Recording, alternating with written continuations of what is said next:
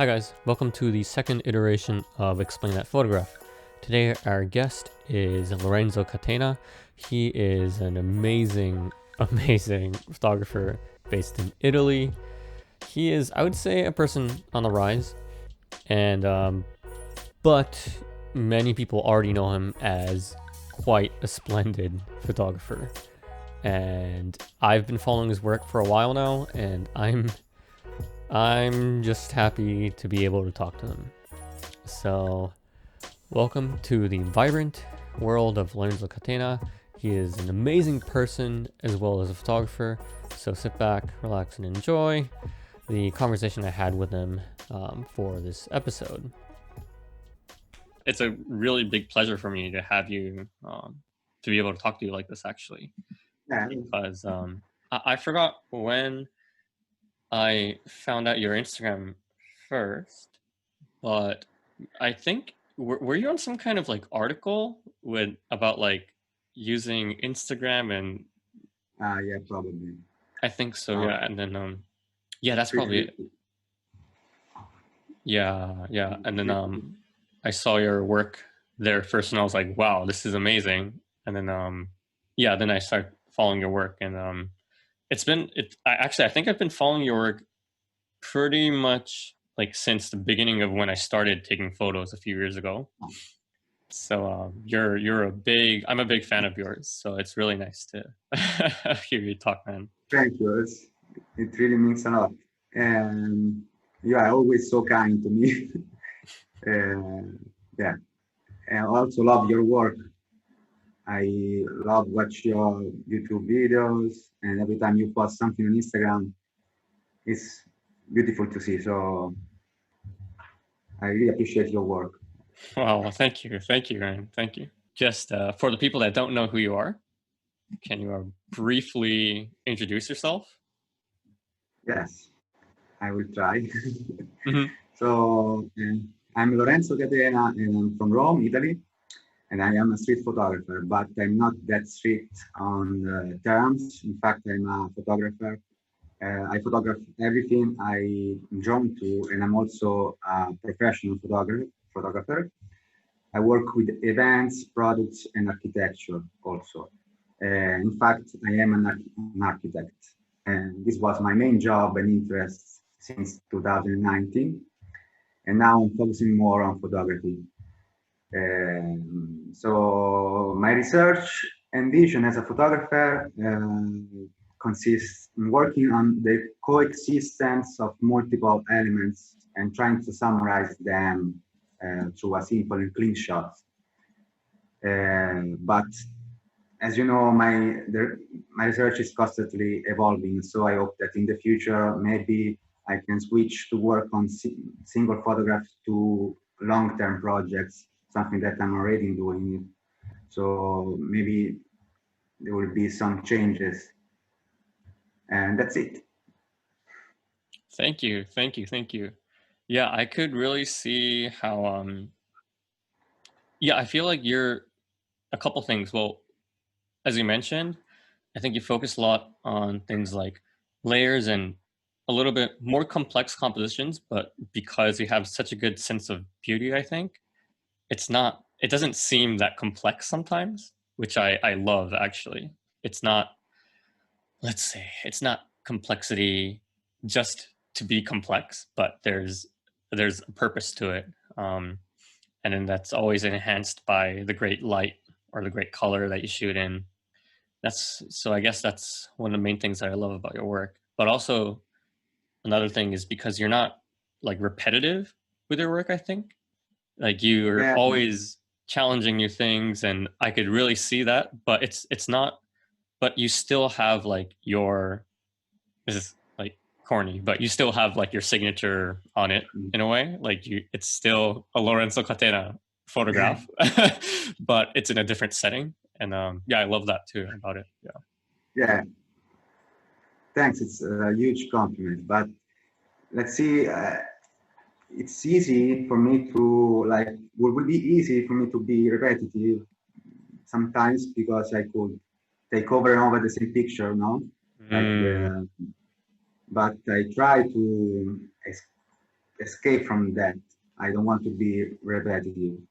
Um, I I keep the same approach, but if I don't want to take all over the same picture, and this is also a challenge.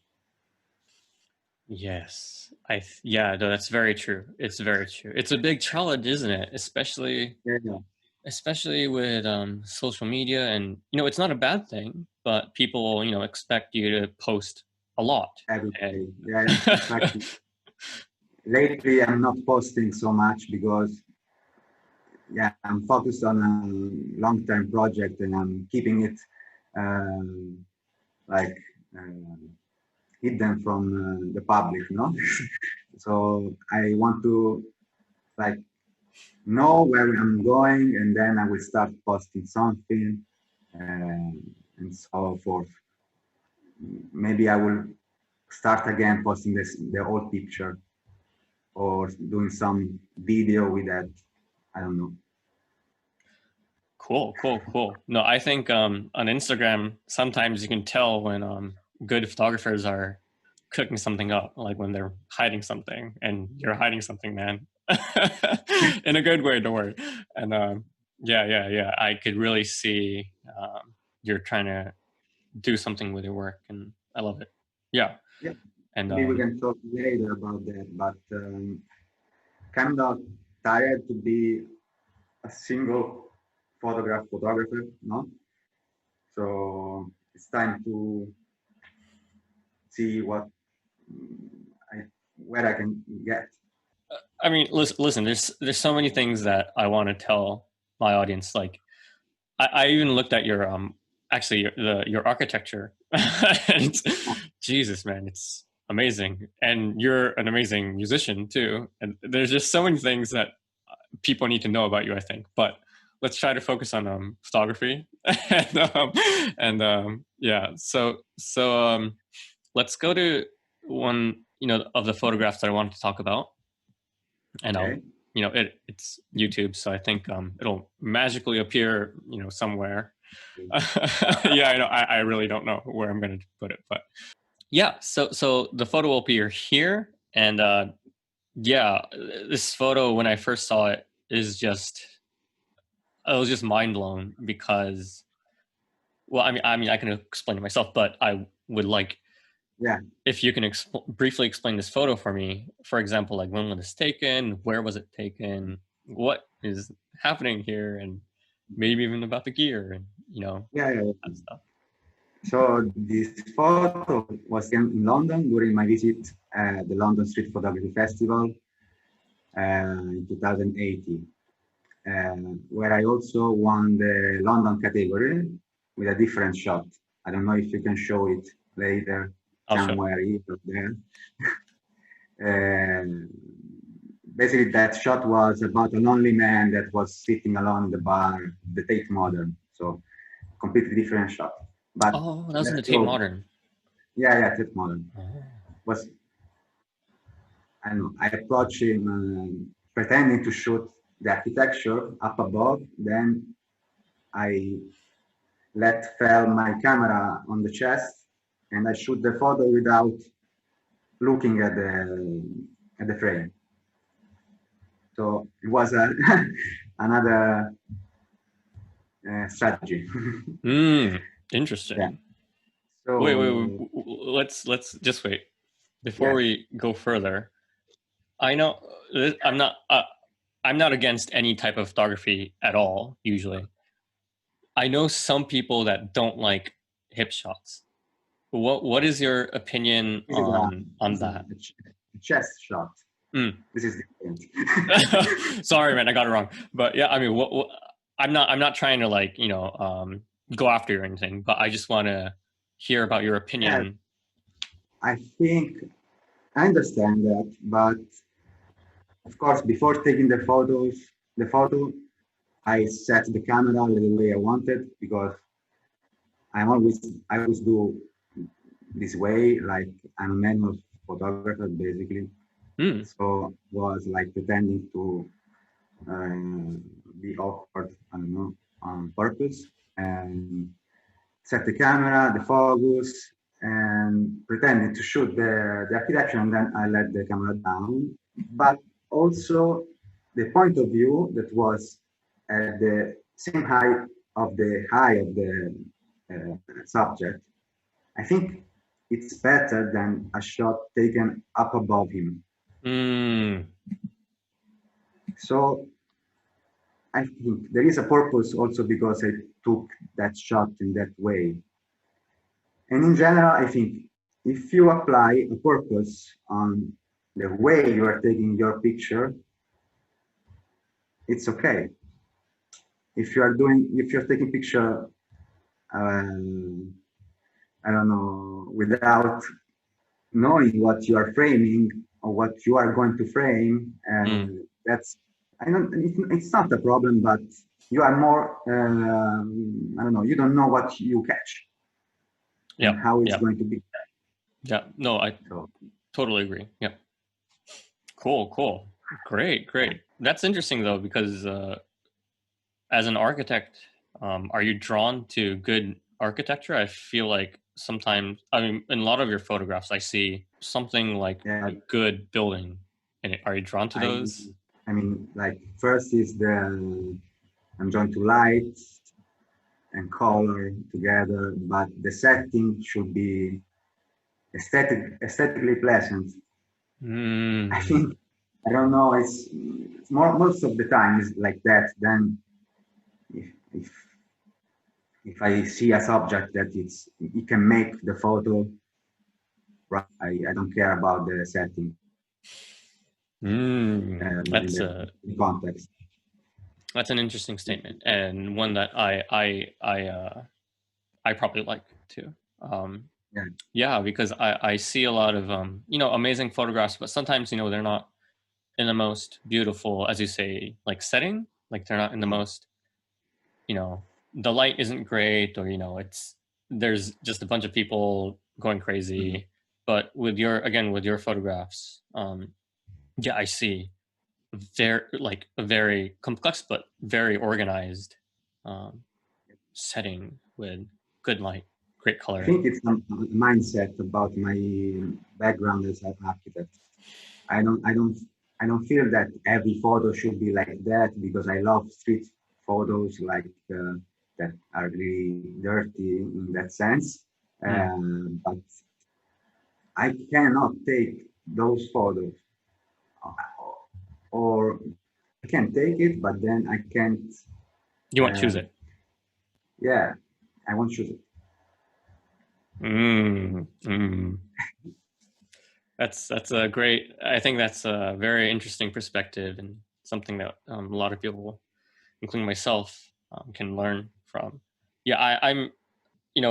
For me, when I take photos too, for some reason I feel like I'm gradually shifting more to that kind of aesthetic. It's not for me. It's not as set in stone as your mindset, I think. At the end, is what you are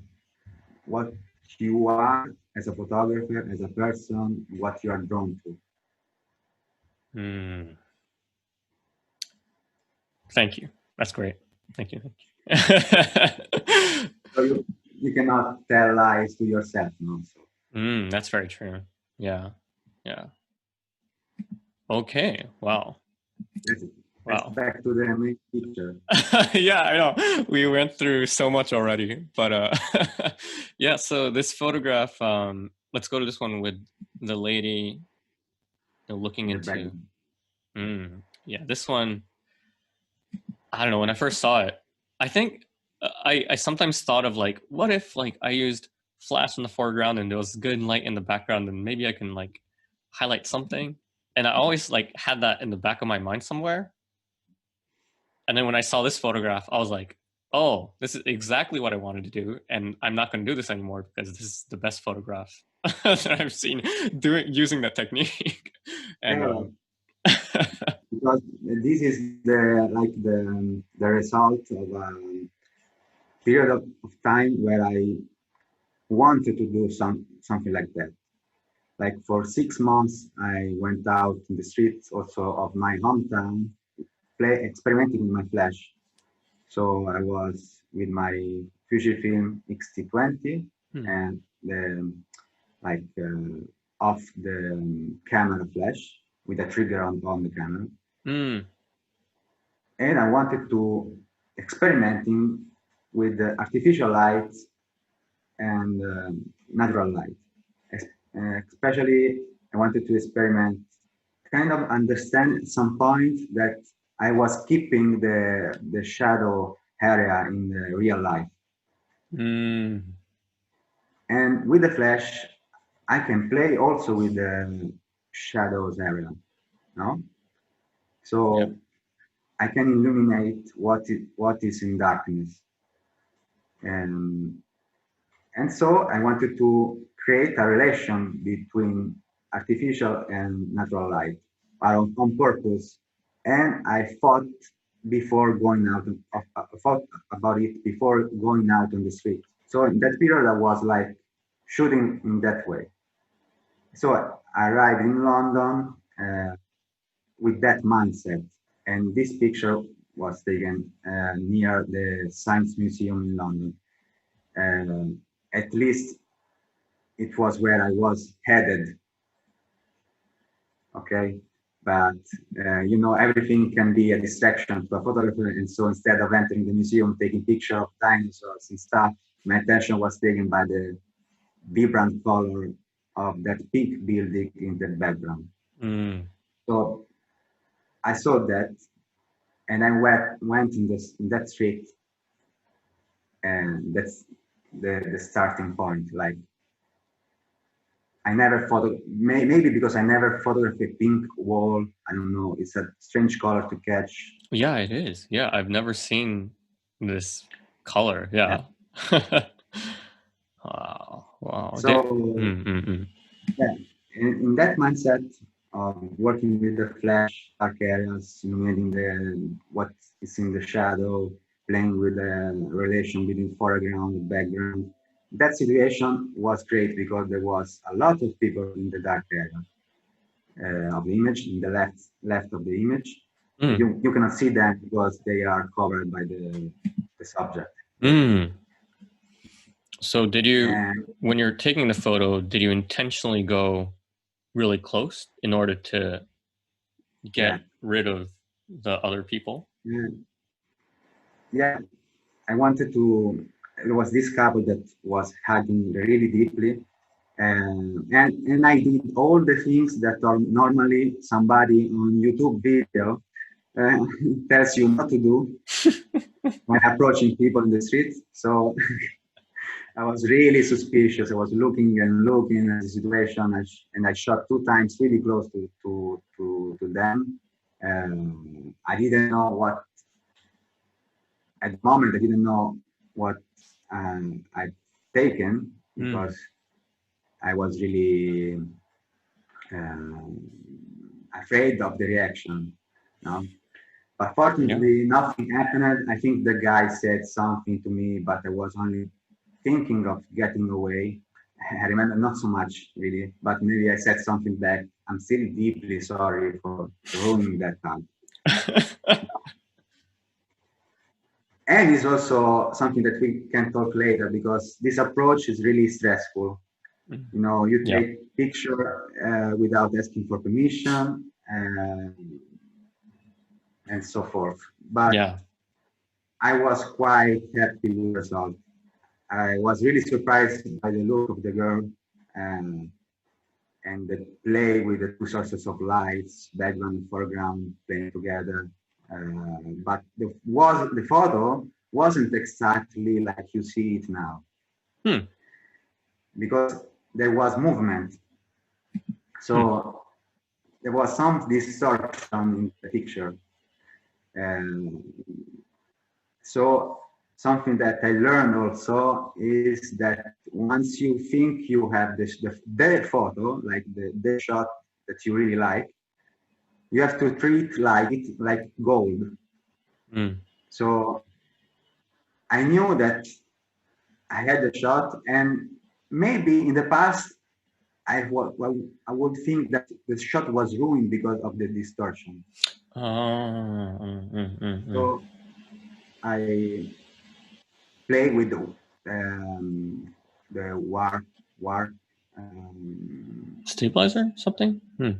Warp tools on Photoshop and adjust the lines. But this is also my mindset as an architect. So I want everything to be straight, no? So I crop a little, and I also what do you call? Yeah. Get rid about of the distortion of the lenses and the movement. It was a little bit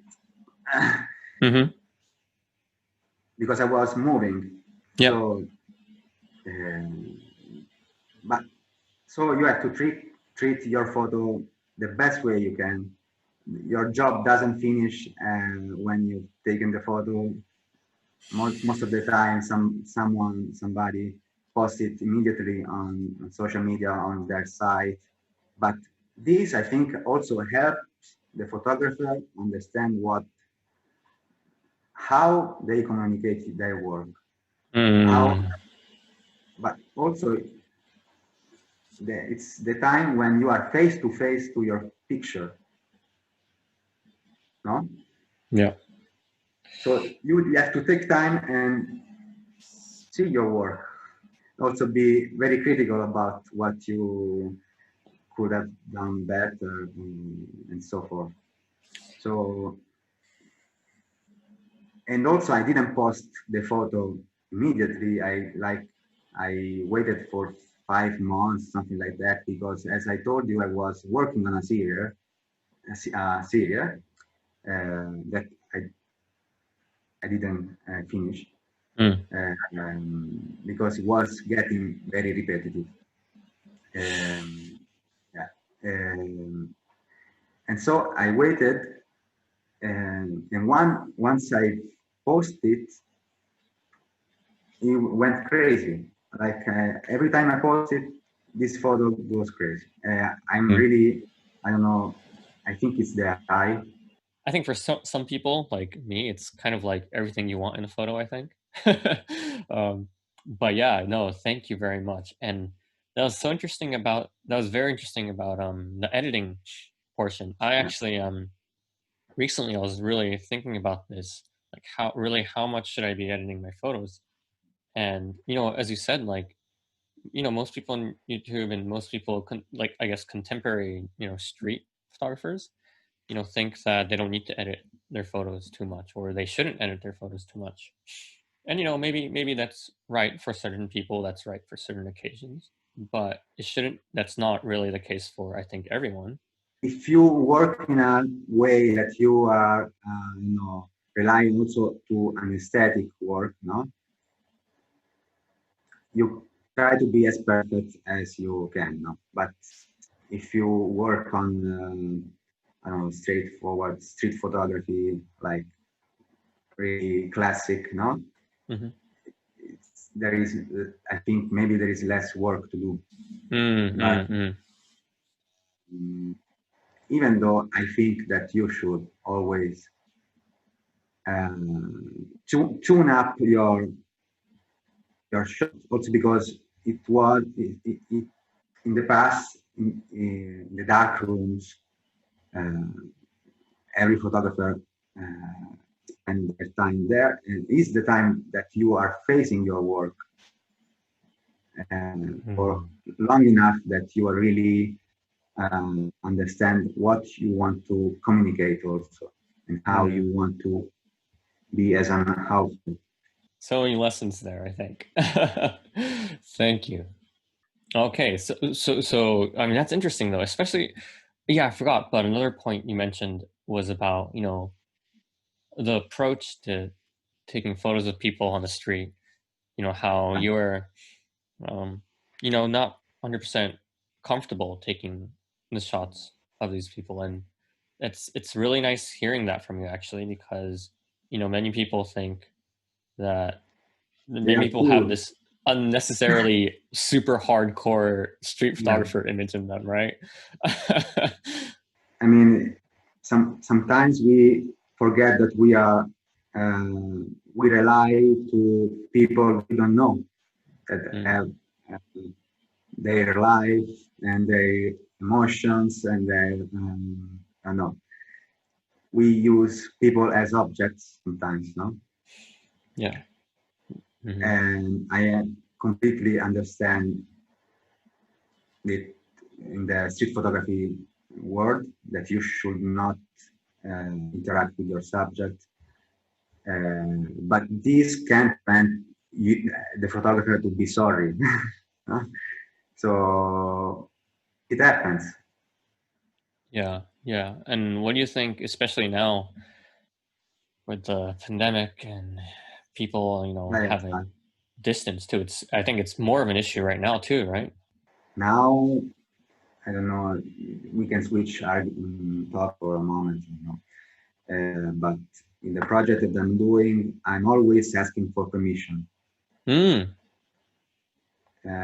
Because I want to talk with my subjects and know them, their story. But I'm keeping a street photography look, Mm-hmm. okay? So this is a completely new approach for me. Also, I'm doing this work with another photographer that is Valeria Tofanelli, and we are growing a lot together. Wow, that's And cool. so we asked for permission, and this is strange. We went out of our comfort zone because of that, no? Instead of taking picture without permission. And this completely changed the way you have to take the photo after. But, and the other complete absurd thing is that nobody said to us, no.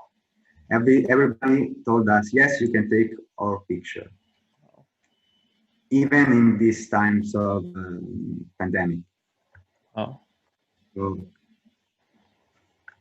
um, this makes you think about why we are not asking for permission. But Yeah, yeah, it's making me think now. It's like, oh, maybe I'm doing something wrong, No, I understand. Yeah, wow, wow, wow. Wow, that's I really think that interesting though.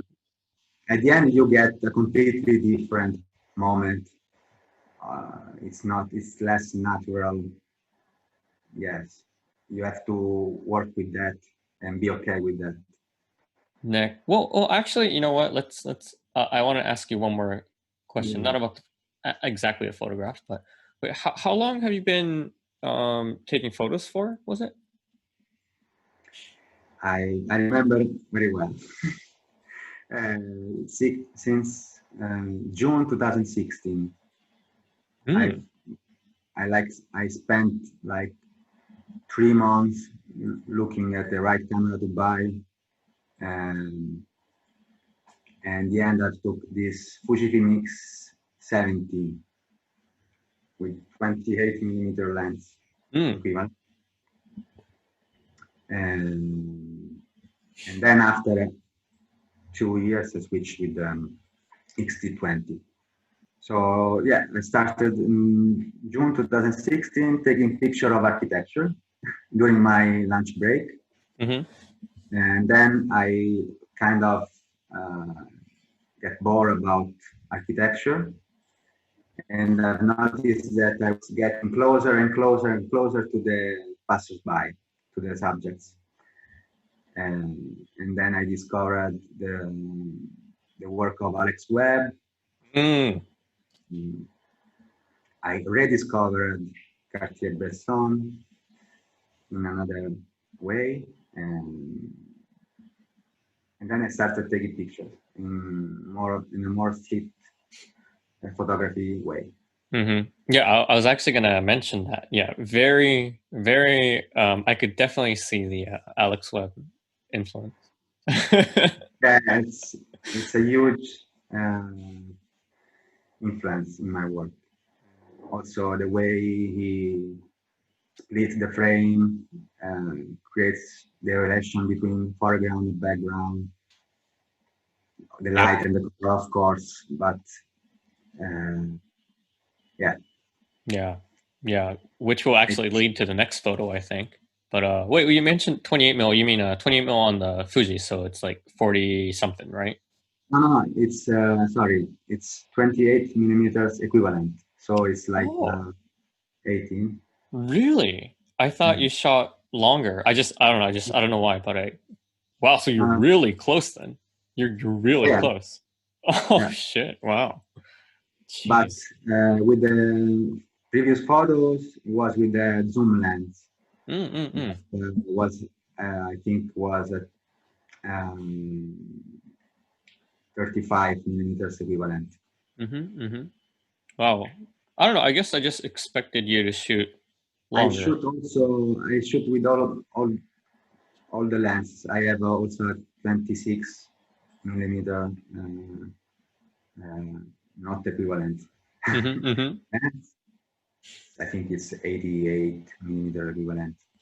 Mm. So yeah, I experiment a lot. I think that when I shoot with a longer lens, a tele lens, I have a different approach. Mm. Can't always create relations with more than one subject. Well, it's hard with longer stuff, isn't it? Yeah. Mm. So I use it a lot for work. I see. I see. Yeah, that makes sense. Thank you. Yeah, so let's go to the next photograph then. That one, yes, I really see that Alex Webb.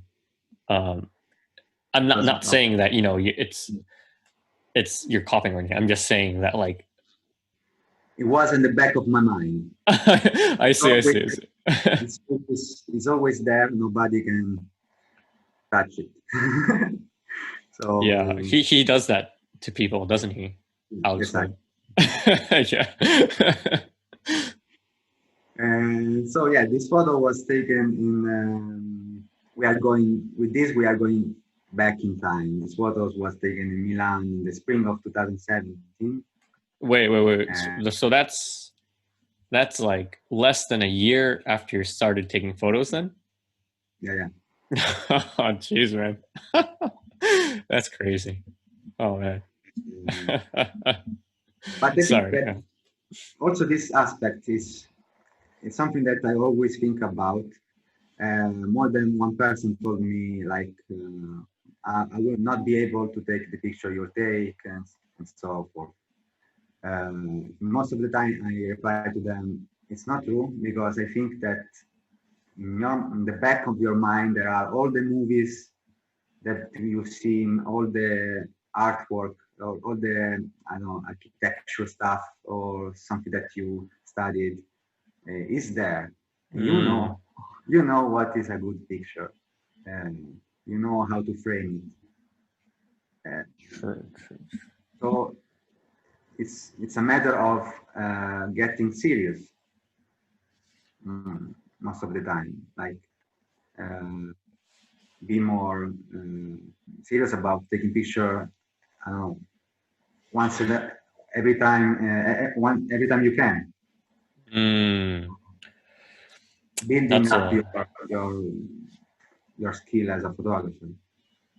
well, And in that sense, you must have a lot of experience because again, like you're very oriented in visual, but also other senses too. Like you're again, like you know architecture, you know what visually might look good, but you also know what looks good in combination to each other. And again, you're a musician too. And I think all of these, and I'm assuming that you like movies too. You just seem like the type that you've seen a lot of movies as well. I feel like, yeah, especially especially during before being a photographer. I watched a lot of movies during university. mm, I didn't know anything about. I didn't know anything about photography at the time. About this photo, it was taken in Milan in 2017. Yes, hmm and I started taking photos in the streets in June 2016, as I told you. And here I was alone near the Duomo of Milan, taking lots of pictures in the square. But then I've noticed this shop that I think was Tiffany's shop that was under maintenance, and they've covered it with this blue graphic. So that was under like construction, or they're doing maintenance to the building? It's restoration. Wow. And the light was good. There were shadows of arches on the walls, and that reminded me of a famous photo of Alex Webb. I know which one. Yeah. So lots of people passing by. This was before the pandemic, and so everyone was with their face visible. And I had a lot of free time. So one thing led to the other, and I took like 500 shots of the same scene. Because I was really like, I was like in continuous shooting, something that I discovered maybe previously, but okay. So yeah, I took a lot of shots of the same scene, maybe including more arches, maybe excluding arches, and some part of the context, a part of the advertisement. I didn't want to have so much stuff. But then one specific moment, with more that one interesting subject came frame, like gestures, people in light, people in a silhouette, shadow, and a shadow of a bird on the wall. Yeah. Light and color was already there, and could have been lots of beautiful silhouettes and colored background easily, but in that period I was really thinking about layers and complexity and simplicity at the same time. So as I told you, I took a lot of pictures, changing position, understanding that where was the right spot. But maybe this wasn't the most beautiful spot of that scene, but it was the right moment. It's definitely the right moment. Yeah. There's so many good things about this photo, but yeah. It's for me, it's difficult shooting in Italy. You know why? Because there is so much ancient stuff, or I don't know, there is not so contemporary. So what I like in this shot is the graphic, the blue graphic that makes more simple the background, no? So I can work better. But when I'm shooting in Rome, there's this feeling of history that I like as a person, but as a photographer, it's more difficult to, I don't know, I like more clean lines and you know, full colors. And full. I see. I feel like, so yeah, maybe the colors like aren't as bold as you might want them, or as you say, like the lines aren't. Yeah. This beige color, or this brown color of the bricks. Very little windows and very small. A lot of, I don't know, shops with stuff, little stuff outside, and it's difficult. So you have to know where you where you can get clean shot. Yeah, I think that really explains like your approach to the colors that you like and the kinds of things you look for in your photographs, I think. Let's kind of drift away from the photo, and is there any kind of thinking you have around your approach to color these days? I guess I'm just asking this because it might be interesting to hear for me. But I don't know. I think that color in combination with light is the starting point of my photography, no? Mm. Because I'm drawn to it. And it's an adding, subtracting process to something that it's already interesting in my approach. Mm-hmm. But you know, it's always cool when you hear photographers, architects, creative people in general talking about their work and approach. And they say that they eliminate superficial stuff from the frame and from the project, you know. And this led to their simple yet beautiful composition and essential frame of the photo. But in my case, I think that most of the time working with simplicity and essentiality is like a default setting. Hmm. Okay, it's already present in my mind, but then I love to add more elements into my scene and find a new balance. I love really minimal shots. I love it, but then as a photographer, I am not able to uh, take those pictures.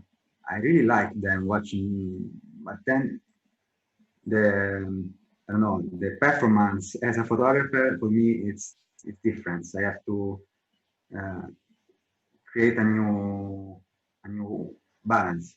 Mm-hmm. Mm-hmm. That's interesting though that although there's like certain types of photographs that you kind of successfully refrain from taking them or showing the kinds of photographs, those kinds of photographs, and you try to stick to your own style. I think that's really that's something that we can all learn from, I think. Mm. Mm-hmm. But I think that you have to follow. Really, it's a really cliche what I'm saying. You have to follow your instinct, no?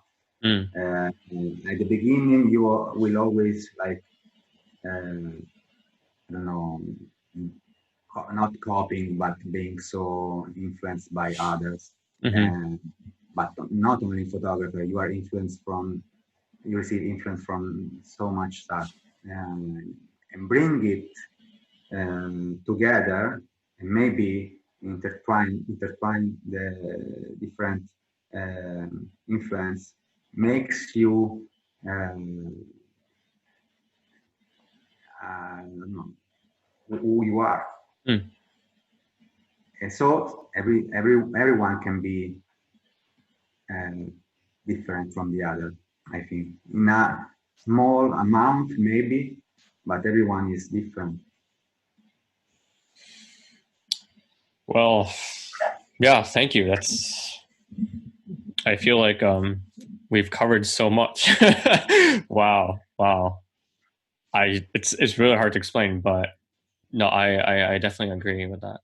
Yeah, I guess it's just hard until you find your own voice in certain things. For some people, me too. I feel sometimes you have temptations, and there's so many things that you can do, Yeah, but I guess it's just important to find who you are in your voice, but also understand who you are as a person, yeah, and and try to express that through photographs. Maybe, yeah. I think Joel Meyerowitz said something like that recently. He said, there's so many good photographs out there these days, but it's hard to find the photographers in the photo these days. On the other hand, that he doesn't understand who the photographer is when he looks at certain photos, even the better ones, and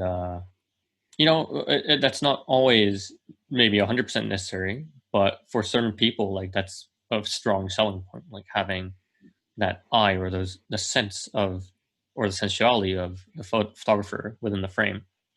And yeah, I that really resonated with me. So I I really understand what you're trying to get to. Yeah.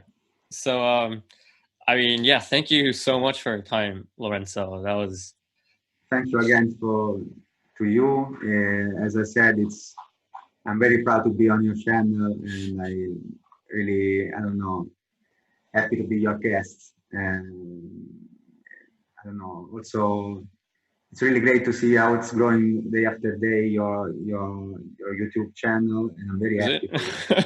Yeah, it is. It's very gradual, but yeah, but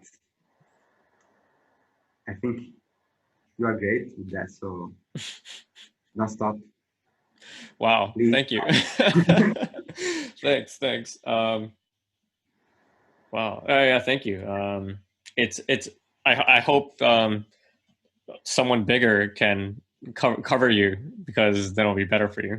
But I'm glad that we were able to talk, and I'm really happy that Yeah. your internet debut is on my channel. Okay, cool. Any last things you want to say to the people that are watching?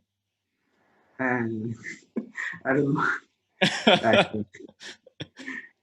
Yeah, thank you for your attention. Well, thank you. I hope that you like the story behind the photos, and that maybe my experience is helpful for you, and that my English was not so bad. They're tolerating mine, so it's okay. Don't worry. Okay, well, thank you. Okay. Thank you to you. And so, bye. Okay, guys, thanks for watching this episode. I hope you enjoyed it. I hope you learned something from it. I definitely learned a lot from it. So yeah, he's also told me that this is his first time, or I guess visual appearance on the internet. So yeah, I'm just happy to have him on here, and I think he deserves a lot more going forward as well. So it'll be nice to see him, well, it'll be nice to see a lot of more people talk about him, and more people look at his work going forward. Thank you, and see you guys in the next episode. Bye.